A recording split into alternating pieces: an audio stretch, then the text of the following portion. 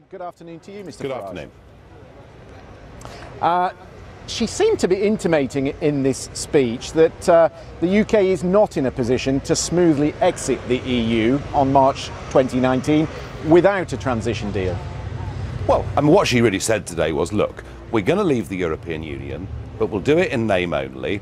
It's my intention that trade should continue as it is, that our security arrangements should continue as they are, our science arrangements should continue as they are. In fact, she made it pretty clear that she doesn't really want to leave at all, and she just wants the current status quo to simply be rebadged.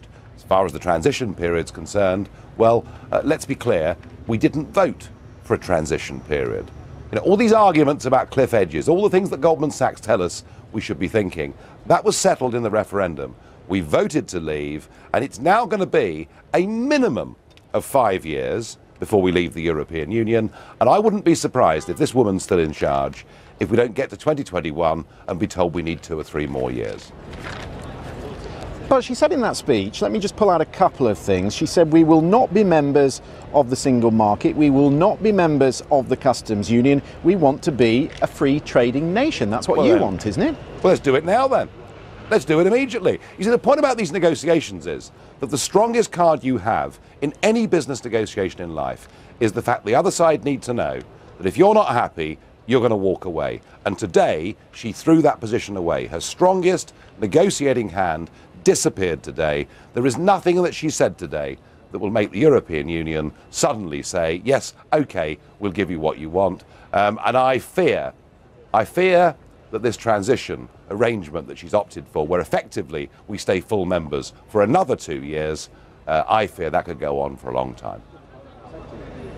I know the line, we're the 5th biggest economy in the world, we can do this on our own. And she was asked today, after this speech, whether the no deal scenario was feasible and whether it was better than a bad deal, and she said yes, I still hold to that position. What alarms a lot of people in the UK, and it alarms the Remainers, is that there's no preparation for the no deal. We don't see any work at customs ports, we don't see any work on immigration, we don't see trade representatives in China or in India, or all the preparations you'd expect for a country that's heading to the door.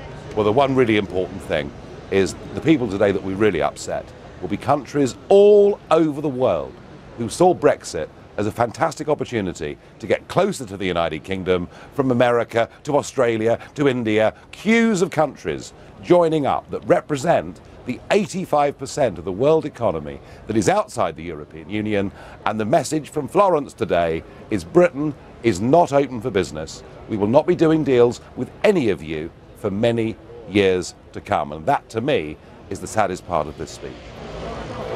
Well, is that really true? Because I'm sure there's a lot of discussion going on in the background, and once we move into this transition period, I mean, it wouldn't make any sense at all, would it, for us to belong to the customs union and not to be able to negotiate these deals, because by the end of it, we'd still be at the cliff edge.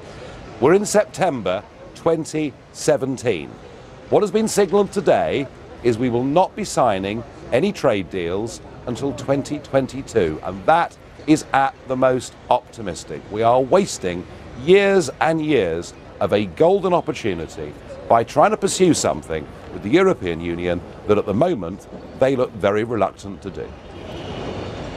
What about those European citizens in the UK who are very unnerved by all this? She said, we value your contribution to the UK way of life and we will uphold your rights, but under UK law, UK courts observing law from the European courts. What do you make of that?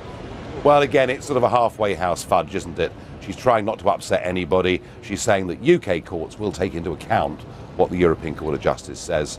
Remember, we voted to take back control of our laws, our borders and our courts, and she's prepared to compromise absolutely all of those. I mean, come on, free movement of people, one of the biggest issues in the referendum. Again, it'll be at least 5 years since we voted Brexit before we get back any control, if we can come into this country, from the European Union.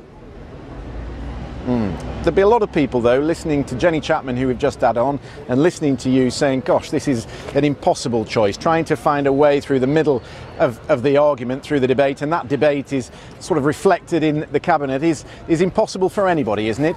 We had the debate.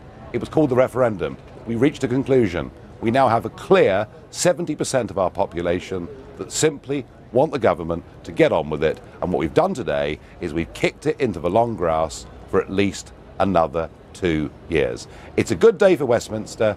It's a good day for the political class. It's a good day for Goldman Sachs.